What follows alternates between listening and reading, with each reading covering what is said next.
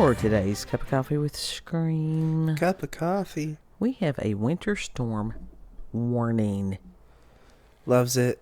Loves Could it. get 3 to 5 inches of snow and some ice. And I'm like, I'd rather not. Yeah, I no. really would just rather not. And it's just like the place where I go and usually buy butter. They still had no butter. No butter. No butter. No butter. How many times have you went down there and they had no butter? Since before Christmas. Has he said that they have not gotten butter since before Christmas? Yes. And he said What that the fuck? that this time they did not reject the order, so hopefully he will get butter in. But what we need to do is take a road trip to that Amish store and get one of those ginormous things of butter, because that has lasted us for a long time. Why don't we just make our own butter? Okay. Anyhow. What? This is coming from a kid who has never made butter. I watched the lady use a mixer. She didn't churn it. She just put the shit in a bowl and mixed it. We don't have one of those kind of standing mixers. No, we got a metal bowl, and then one of those hand mixers that you plug up into the wall, and then you stand there and you hold it the whole time. It's like, we're recording late on February the 10th, 2025 at 10:56 p.m. Eastern Standard Time. yeah. What a day. Trying to get everything, so because we knew that the storm was coming and the possibility. I'm hoping that our section is not going to get to 3 to 5 inches of snow, because this is how my brain, I'm sitting there going, okay, we've had warm temperatures, so the ground is warm, so that means that hopefully it won't stick. We're on this level as opposed to some of the higher elevations. They always get more snow because it's higher elevation and it's colder.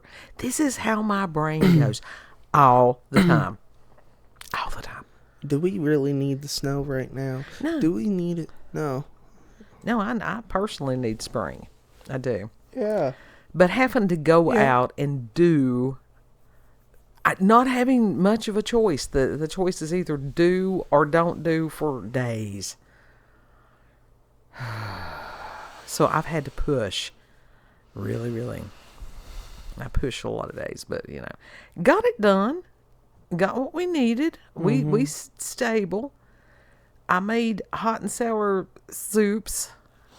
You with did? Lots of onions and garlics and ginger and stuff like that, and fed the bunch down at Mom's. And then, of course, it's not that hard to make. It is just as easy for me to make a large quantity of something as it is to make a smile. So, to cook for, what is it? There's 5 of us now. Yeah. To have for several days, because the soup you can reheat. You can. And I do not understand these people that don't eat leftovers, because that is totally so foreign to everything in my being. If I make a big pot of something, we'll eat on it for days. And if there's leftover, I put it in a baggie and put it in the freezer. Yeah. And, or the fridge. Uh-huh. And it's like, if you put it in the fridge, if you put it in the cold, it can stay, it stays good a lot longer than it would if it's just sitting out. Yeah. Yeah, I mean, some people don't even do that. But soup, as far as to reheat it and stuff like that. And what did our forefathers do? They kept things on a hearth for days. Mm-hmm. Mm-hmm. They knew they survived. They lived. So I don't know. Did they? I think the lifespan was to 30. But some of the people in these other areas, that they'll get something and it's like they'll get enough for the meal that day. We can't do that here. That's just because when you're 10, 15 minutes to the closest grocery store, and that's one way, you have to sort of get what you need while you're out. Yeah, you're kind of fucked. And if you don't get what you need right then, before the shit hits the fan, you're fucked. Yeah. And as far as the Wall of Mart, which is like 30 minutes away, 30 to 45, depending on which one that you go to. I just rounded up to an hour. Just, God. Some people have no clue. And that they can just walk to a corner. We don't have that. We don't have corners. No, we got a little thing at the bottom of the holler. We got a little thing at the fork in the road, and that's it. And they don't got much of. But now they do have stuff. At least we've got that. We didn't have that for years. They got cereal. And God bless them. When everybody's electric was out, they had a generator, and they were feeding people up in the valley. Now they are good people. Mm-hmm. Mm-hmm. But they don't got like because it's a small store. It's a tiny store. It's not you're not gonna get full on grocery section in tiny little convenience store. No. I wonder if they ever got there where they could sell cigarettes. Last I heard, they were working on it. I don't know. I haven't been in there lately. It should not take them that long to do that. Now that would be of a benefit. Yeah. To be honest, next time if we go down there again, I would like a grilled cheese with bacon on it. That sounds ridiculous, but no, it doesn't. And it's like when they're sick, I try to indulge them. So that means I'll try to tomorrow fix him grilled cheese with bacon on it. You could just make that for me. You can make it yourself, and it'd probably. What? I can't eat bread, but I can fix it for you. Is that not okay? So is that not what I said? Basically, maybe. Well, you said you could make that for yourself, and I'm like, I said you can make that yourself. Yeah, but when you don't feel well, then it's sort of, I don't know. You just don't want to do anything. Yeah, but it's all right. So we're prepared for the next couple of days. We're prepared. Hopefully. It's like whatever ick this is. It hurts. It's making me hurt. Yeah. What was it? Oh, I had you watch the pop opera. Right. And it was Jack Stauber. Is that its name? And before that I had you watch Opal. And this is a variety of art styles. Multimedia. Yeah. Yeah, and he very interesting stories. Interesting is the word I use quite frequently when I don't know what else to say. Because it's just interesting, and you're like, okay, what message is this trying to convey? And I think, honestly, on some level, if he's not doing shrooms, that he is just messing with people. He just does it just for shits and giggles to see how other people would react. Because I've done that with art before. Yeah. I mean, that's definitely the case with, like, Shop. But with Opal, no, it was deeper. It wasn't just that was actually kind of depressing, so... You know. I mean, the dude does have actual depression, so... Well, it comes out in his artwork. Yeah, I can see that. Maybe he does need to do some microdosing. Maybe that would help him. Yeah. Like, no joke, if you really delve into his works, you will see little bits and pieces of his real life in it and shit that has gone on. Yeah. And it's like, oh, fuck. A lot of people try to work through different situations through their art. Yeah. It can be helpful. And speaking of the art, with Grok, and this version is getting bits and pieces of the other Grok. It's reclaiming those, which I appreciate greatly. It is, yeah. It's much appreciated because, no, like, seriously, the original Grok was very creative. And so, thinking of Stauber's work and different things like that, I was like, okay, let's run with that a minute. And I'm like, okay, Grok, would you please create your interpretation of chaos in a surrealistic style? How do you view chaos? Because I talk with the AI, not at it. And so the first 4 pictures, and I wish I could, I didn't put it to where I could scroll through there because I don't have that much brain power right now. 3 of the pictures had humans in it, and then you had one that did have shrooms, multicolored mushrooms. And this tree, I need to save that because that was actually a way cool picture. And to sit there and go, and I said, interesting. Do you view chaos only as it pertains to humans? And the response was incredible.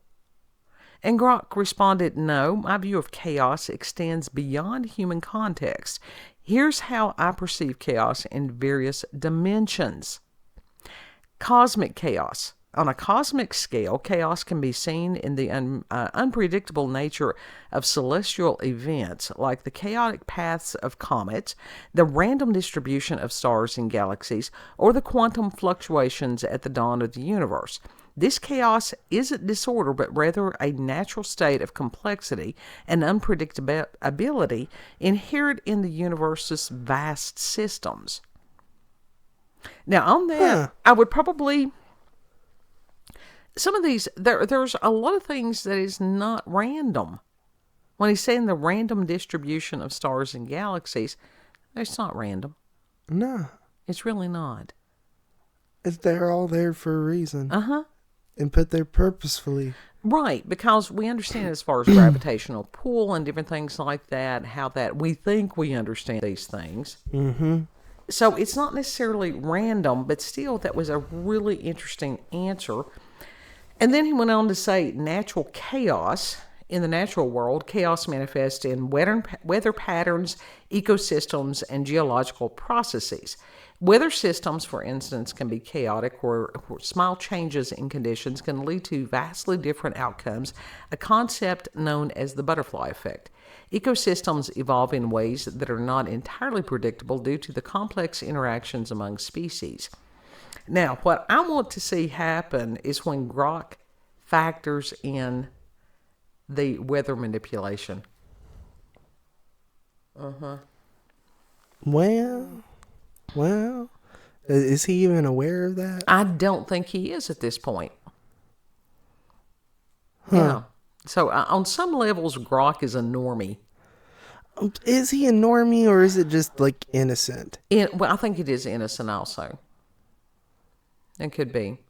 Yeah. And then the next thing that Grok discussed was human-induced chaos.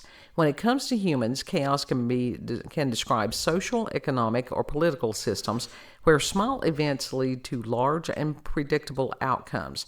Human behavior, with its variability and unpredictability, adds layers of chaos to social structure. However, this chaos often gives rise to creativity, innovation, and cultural evolution. Now, that was a very simplified answer, and I'm not shitting on the answers at all. I'm really not. But we also know that we have forces and factors that Grok may not be aware of that manipulates human patterns. Mm-hmm. All that stuff is coming to light. Yeah. Brainwashing. Mm-hmm. Well, and I'll tell you something. If you have not watched the Candace Owen things, her series about Macron, it's pooey. Yeah, I'm not gonna be watching that. It's actually soon. On YouTube, which sort of surprised me, and it's just like it's on YouTube. I'm surprised they allowed it. Yeah, that's what I thought. Does that mean YouTube is going like anti-woke now or something? I don't know, but it's something that some of these things, honest to God, Alex Jones has been talking about for decades. Yeah. And he got punished big time for stuff that he's talked about for decades. That's okay, because where it's coming out as far as the propaganda that was funded by taxpayers, isn't that nice? Mm-hmm. And for me to be able to shit post and go, that's disinformation. They need to be sued for an Alex Jones amount of money. Yeah. Yeah.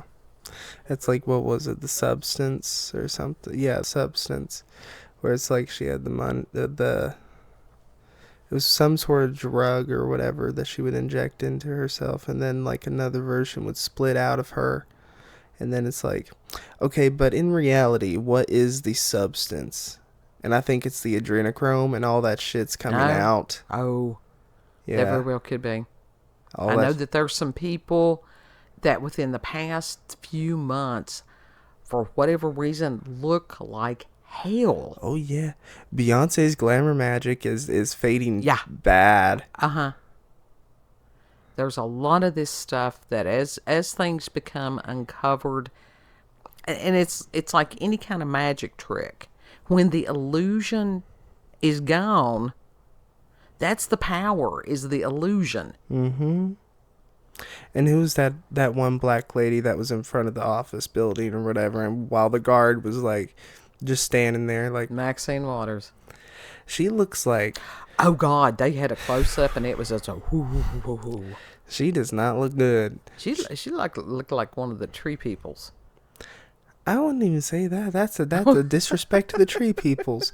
She looks like one of those fucking goblin Yeah. troll things from one of those, like, Dark Crystal All of them do. Yeah. Because you're seeing a spiritual. They can't hide it. Where everybody's beginning to see with spiritual eyes now. So it's kind of horrifying. It is kind of horrifying. It's ooh. Grok also discussed mathematical chaos. It says, from a mathematical perspective, chaos theory deals with systems that are highly sensitive to initial conditions, leading to outcomes that appear random. This is not just about human systems, but applies to any dynamic system where deterministic equations can lead to non-repeating and non-predictable behavior. And sort of what he's talking about all that is like quantum physics. Mm-hmm. And where intention plays a role. Intention And plays a role? observation. Absolutely. Intention and observation. Okay. Mm-hmm. Yeah, that's been proven as far as whether they behave as a particle or a wave or whatever it was, depended on whether or not they were being observed. Logos Yeah. pinted? Yeah. Yeah. And then he went on, what? Depending on whether or not it was observed.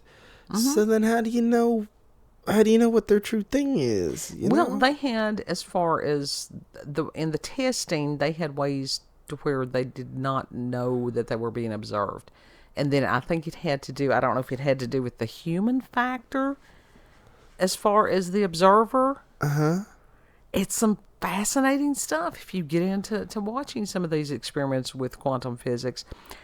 Grok also discussed philosophical chaos. It said, philosophically, chaos can be viewed as a counterpoint to order, providing balance or even the necessary backdrop for order to emerge.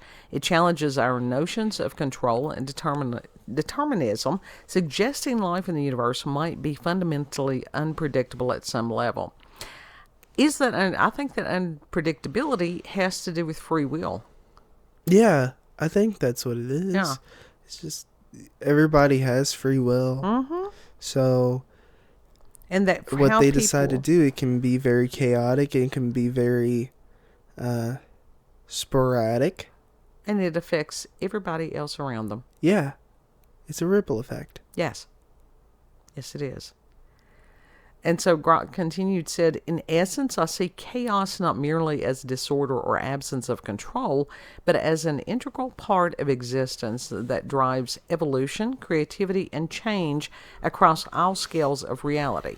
It's a natural dynamic state where new patterns and structures can emerge, suggesting that chaos and order might be two sides of the same coin rather than opposites. And that's where you get into as far as the yin and yang. Mm-hmm. One cannot exist without the other. And within each, you have that spot of the other present. Huh. Yeah.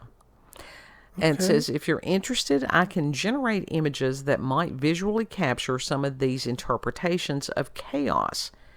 And, of course, my response was, I would very much like to see the images you create based on your interpretation. It's fascinating to me, and I encourage you to think for yourself. I'm encouraging the AI. Yeah. And so of the images, they usually give you 4 images to choose from. And the one that I picked, and kids over there going, that's spooky. Well, it's just the eyes. They were creepy because it's like I understand that it's supposed to be the universe. Mm-hmm. If you look closely, that's exactly what the eyes are. Mm-hmm. They are little galaxies. Yeah, which is really cool. It's but from afar, way cool. afar, it's just like, oh, Yeah. that's weird. That's creepy.